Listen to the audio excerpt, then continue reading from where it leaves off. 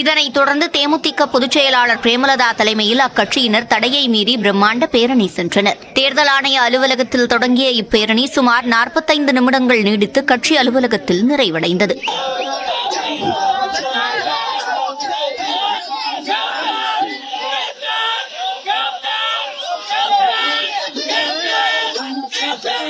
பேரணி நிறைவடைந்ததும் தீப்பந்தத்துடன் விஜயகாந்த் நினைவிடத்திற்குள் பிரேமலதா சென்றார். அப்போது விஜயகாந்தின் பேனரில் சாய்ந்தபடி கண்ணீர் மல்க அஞ்சலி செலுத்தினார்.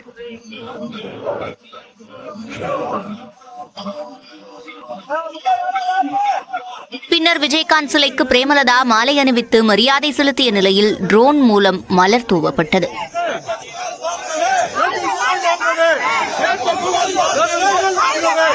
இந்நிலையில் விஜயகாந்த் நினைவிடத்தில் இந்து சமய அறநிலையத்துறை அமைச்சர் சேகர் பாபு மரியாதை செலுத்தினார். பின்னர் செய்தியாளர்களை சந்தித்த அவர் பேரணிக்கு தடை விதித்தது குறித்து விளக்கம் அளித்தார். அவருடைய குரு பூஜை இன்றைய தினம் பேரணிக்கு அனுமதி மறுக்கப்பட்டாலும் அவர்கள் நினைத்தபடி பேரணி நடந்திருப்பதில் நீங்கள் அனைவரும் அவர்களும் மகிழ்ச்சி அடைவார்கள். முதலமைச்சர் குரு பூஜையின் மீது அவர் விஜயகாந்தின் மீது கொண்டிருக்கின்ற மாறாத பற்றின் காரணமாக அவர் அரசவையிலே இருக்கின்ற ஒரு அமைச்சரையே நேரடியாக அனுப்பி அவருடைய குரு பூஜையிலே நாங்கள் பங்கேற்றிருக்கின்றோம். அவர்கள் குடும்பத்தில் ஒருவராக அவர்கள் குடும்பத்தோடு நின்று நான் குரு பூஜையில் பங்கேற்றிருக்கின்றேன். ஆகவே இதை ஊதி பெரிதாக்க வேண்டாம். இதேபோன்று அதிமுக தரப்பில் முன்னாள் அமைச்சர் ஜெயக்குமார் விஜயகாந்த் நினைவிடத்தில் மலர் தூவி மரியாதை செலுத்தினார்.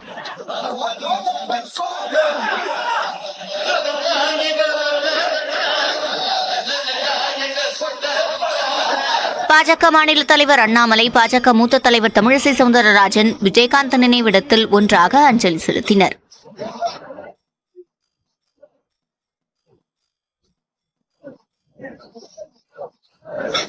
இதேபோன்று முன்னாள் முதலமைச்சர் OPS, நாம் தமிழர் கட்சி ஒருங்கிணைப்பாளர் சீமான், கொங்கு மக்கள் தேசிய கட்சி தலைவர் ஈஸ்வரன் விஜயகாந்த் நினைவிடத்தில் மரியாதை செலுத்தினர்.